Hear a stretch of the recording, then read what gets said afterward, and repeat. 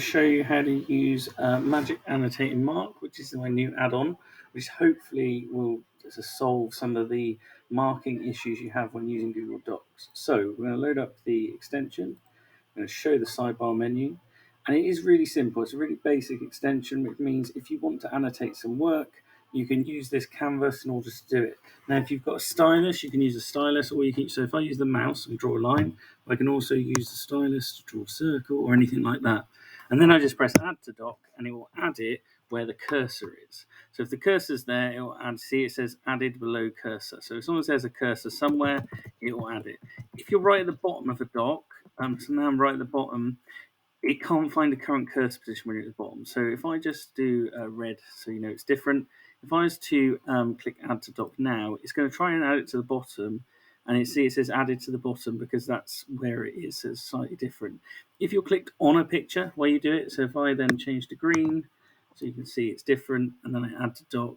If I'm on a picture, it will add it to the top. And you see it says added to the top. So it will always try to add it where the cursor is first, but if not, it'll either add it to the top or the bottom, and that's why the status tells you where it goes.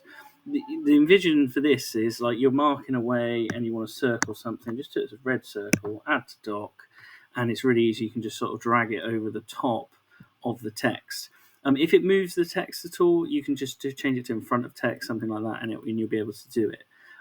Other things built in, as you change color, the capitalization tells you what color you've got, and also up here the dot shows you what color you're currently using.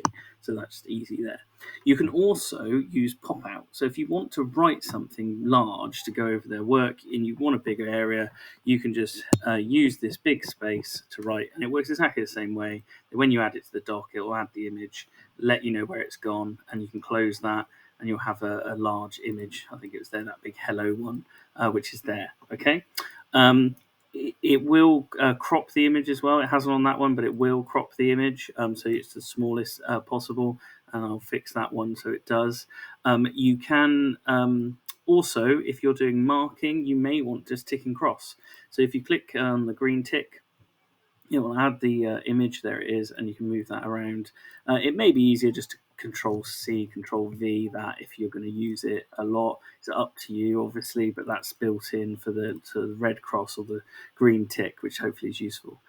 That is the add-on in a nutshell. It's the best it can be. It's obviously, you can't put a canvas over the top of Google Docs, so it's as good as it can be, and I hope it's useful for you.